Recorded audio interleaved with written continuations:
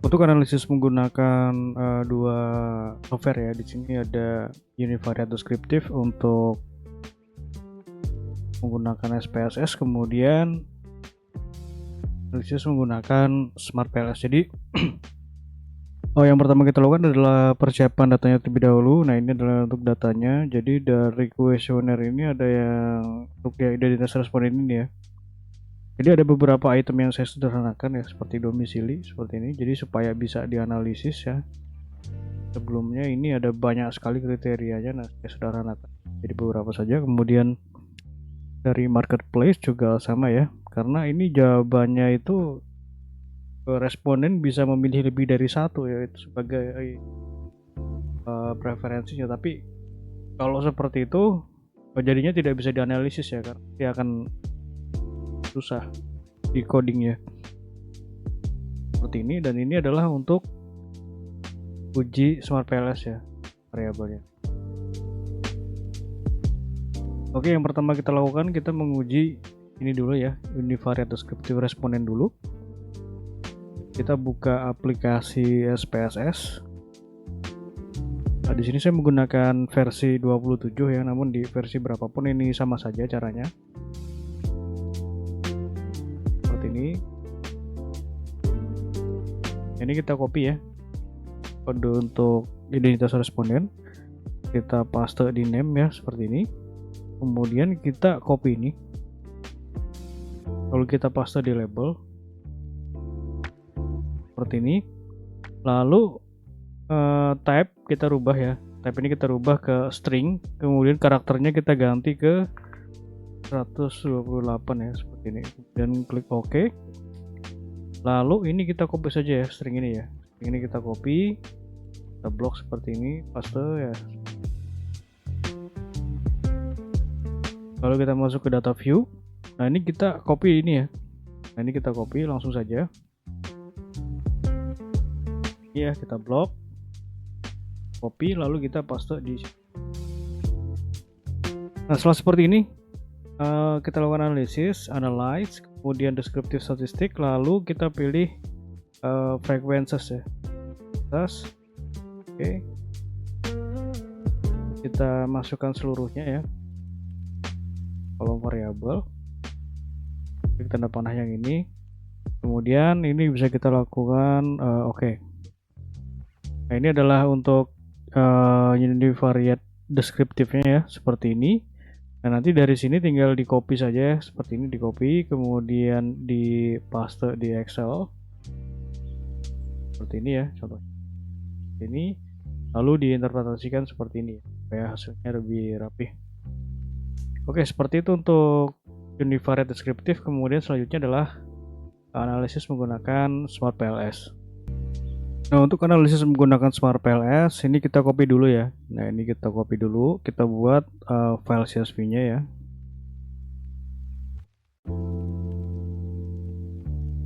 Oke, seperti ini kita copy, kita buat file baru.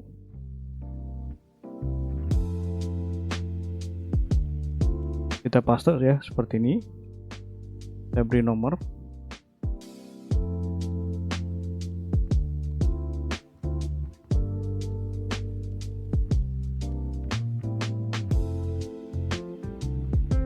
Kemudian ini kita hapus kuesionernya ya, dan nama variabelnya karena tidak digunakan. Nah, setelah seperti ini lalu kita save. Nah, ini kita bisa beri nama di sini bebas ya. Kita tulis saja di sini sebagai CSV. Nah, kemudian yang terpenting ini save as type, kita klik rubah ke CSV UTF-8 nah ini ya. Nah, seperti ini, lalu kita klik save saja. Karena saya sudah buat file CSV-nya yang ini, maka kita akan gunakan file yang ini saja. Oke, seperti itu untuk cara membuat file CSV-nya. Setelah CSV-nya terbentuk ya, ini kita buka aplikasi Smart PLS. Seperti ini ya, Smart PLS. Di sini saya menggunakan versi 4. Oke, setelah seperti ini kita klik new project, kemudian untuk name kita tulis saja di sini sebagai contoh ya, seperti ini. Lalu klik create, kemudian adalah ini ya, import data file. Nah, kita masukkan CSV yang sudah kita buat tadi. yang ini ya, kemudian klik open, lalu kita klik import. Nah, akan muncul tablet seperti ini, tandanya data sudah masuk dalam aplikasi Smart PLS. Ini kita bisa back, lalu kita klik create model, PLS algorithm, model name kita tulis saja di sini sebagai model 1. Nah, seperti ini, lalu kita klik save. Oke, selanjutnya adalah kita buat modelnya ya. Kita harus kelompokkan dulu ini indikator per variabelnya. Contoh untuk X1 ya, in-store visibility. Nah, ini ada X1.1 sampai X1.7. Nah, kita blok seperti ini, X1.1 sampai X1.7. Kita tarik, enter, seperti itu ya. Nah, jadi kita masukkan dulu, nanti baru kita beri nama.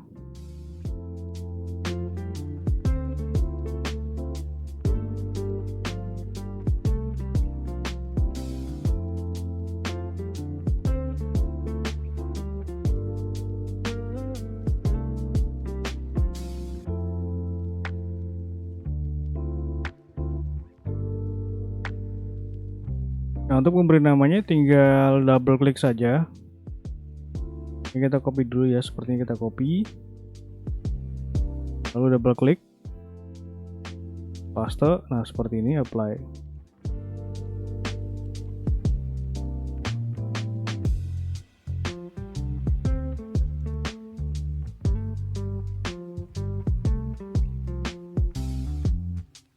Oke, lalu kita rapikan ya.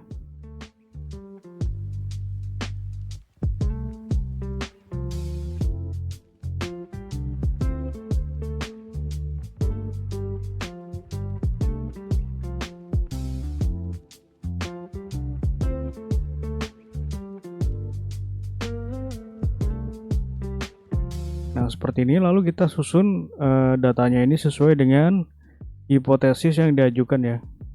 Ini hipotesisnya. Di sini ada 8 hipotesis. Oke. Nah, untuk menghubungkannya menggunakan ini ya, menu connect. Kita tarik garis dari sini, jadi X1 ke X3, kemudian X1 ke Y, lalu X1 ke X4, kemudian X2 ke X3, X2 ke Y. Ini ya, X2 ke 4, kemudian dari 3 ke Y, 4 ke Y. Nah, seperti ini, lalu kita klik save.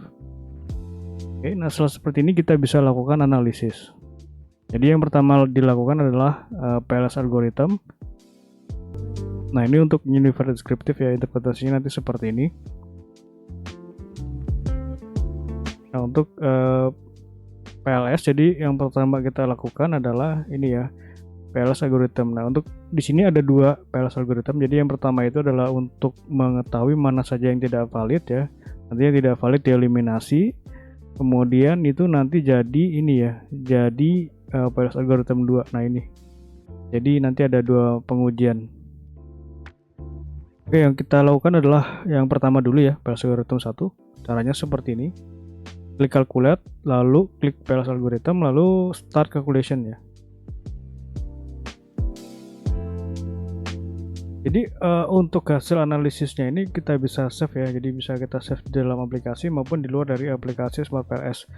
Nah, untuk di dalam aplikasi tinggal klikin saja save, lalu kita tulis di sini sebagai tahapannya PLS.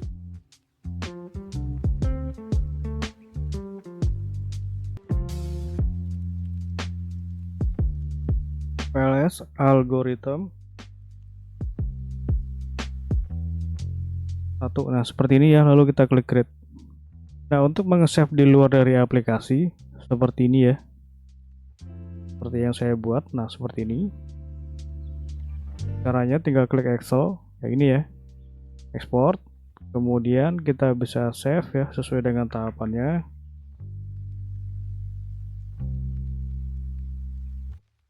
Nah, seperti ini, lalu kita klik save. Nanti hasilnya seperti ini ya. Nah, ini adalah tahapan analisisnya yang sudah saya buatkan. Oke, seperti itu untuk cara nge-save-nya. Kita lanjutkan dulu. Jadi yang pertama kita lihat adalah nilai dari loadingnya ini ya, loading faktornya ini. Jadi nilainya ini diperoleh dari sini, dari auto loading ya. Nah, nilainya ini harus lebih besar dari 0,70 baru dikatakan valid. Nah, di sini ada beberapa yang tidak valid ya. Nah, contohnya yang tidak valid adalah ini ya. Nah, ini X24 ini nilainya 0,526. Kemudian X37 ya, ini nilainya adalah 575.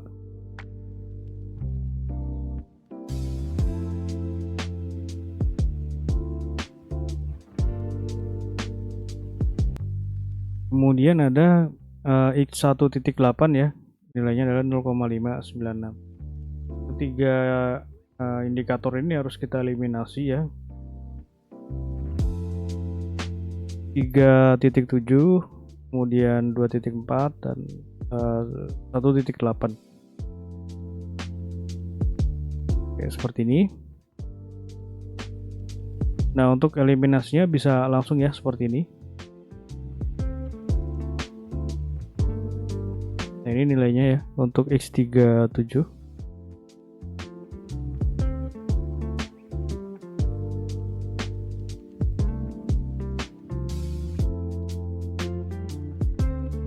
Seperti ini ya. Nah, ini adalah nilai loadingnya.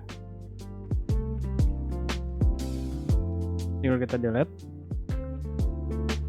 Kemudian kita rapikan.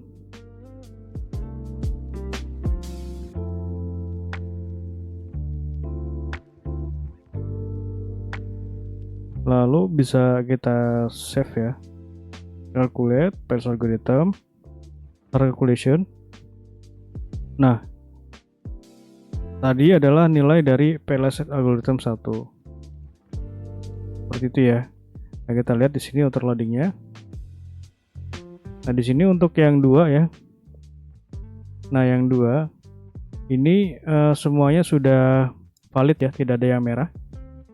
Ya, seperti ini untuk nilai loadingnya. Kemudian untuk nilai AVE kita peroleh dari sini ya, constructability and validity. Nah, ini adalah nilai AVE nya yang ini. Nah, untuk nilai AVE ini harus lebih besar dari 0,5. Nah, di sini semuanya sudah lebih besar dari 0,5. Kemudian untuk nilai reliabilitas yang ini ya, kelompok alpha, itu nilainya dari sini ya.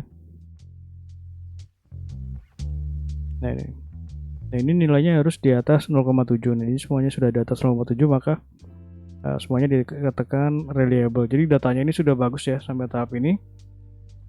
Nah, seluruhnya dinyatakan valid dan reliable. Ya, selanjutnya adalah ini ya, discriminant validity.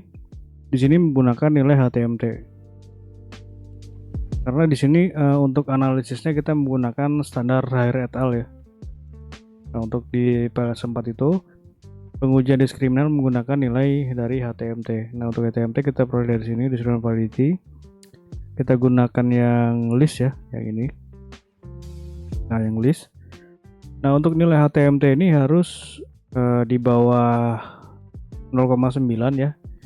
Di sini diketahui bahwa semuanya ini sudah di bawah 0,9 ya, aman, jadi tidak ada masalah pada diskriminannya.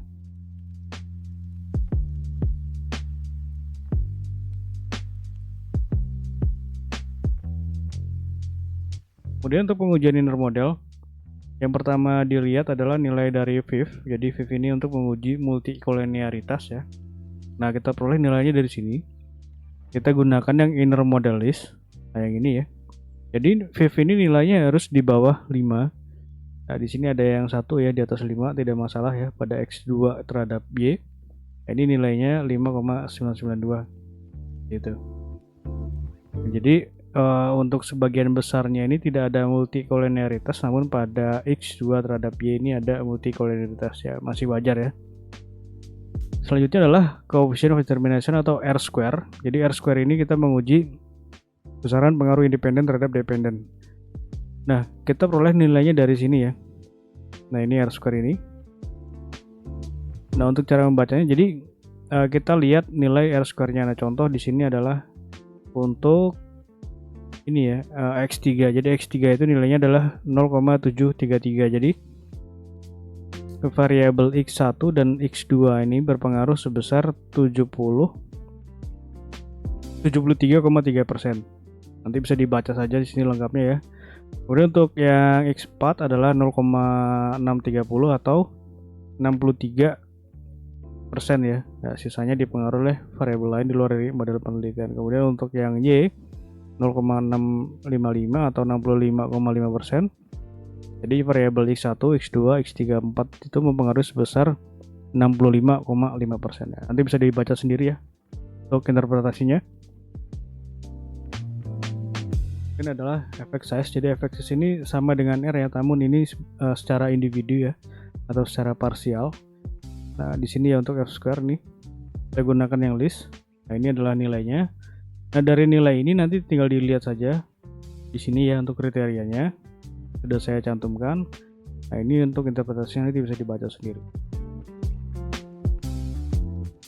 Selanjutnya adalah predictive relevance ya. Jadi ini adalah untuk uji model ya, atau GOF, Goodness of Fit. Nah, untuk Goodness of Fit Smart PLS atau PLSM itu menggunakan nilai ini ya, predictive relevance ya. Jadi tidak menggunakan nilai yang lain, hanya ini saja. Dan ini untuk yang baru ya. Nah, yang baru ini kita menggunakan PLS Predict. Nah, untuk predictive relevance atau Q kuadrat caranya seperti ini. Kita bisa back dulu. Caranya klik calculate, kemudian kita pilih menu di sini blindfolding ya, ini. Nah, ini blindfolding. Nah, akan muncul seperti ini ya. Kalau seperti ini tinggal omission distance-nya kita tambah dari 7 ke 8. Nah, seperti ini ya, 8 ya. Circulation. Kita lihat nilainya di sini. Construct cross validated redundancy. Nah, ini adalah nilainya ya. Ini tinggal dilihat. Jadi intinya untuk predictive relevance ini kalau misalkan variabel dependent ya, nah ini dependentnya, artinya yang terkena anak panah ini sudah memiliki nilai lebih besar dari 0, maka bisa digunakan untuk pengujian hipotesis. Nah, untuk PLS predict caranya seperti ini. Calculate, kemudian kita pilih menu di sini ini ya, PLS predict. Nah, ini calculation.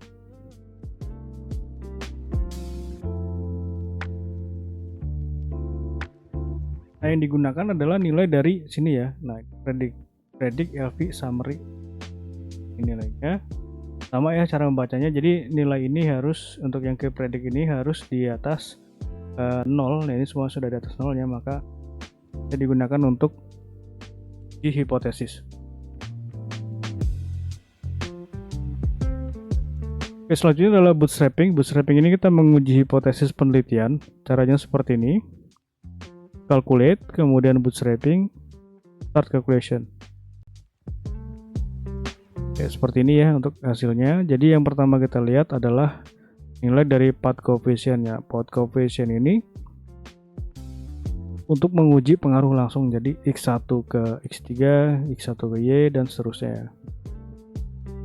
Nah, yang diperhatikan adalah nilai dari ini ya, nilai dari original sample.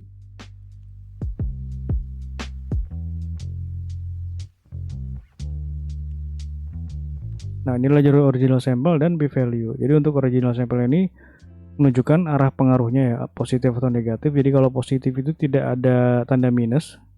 Yang ada tanda minusnya ini ya, X1 ke Y ini ada minus.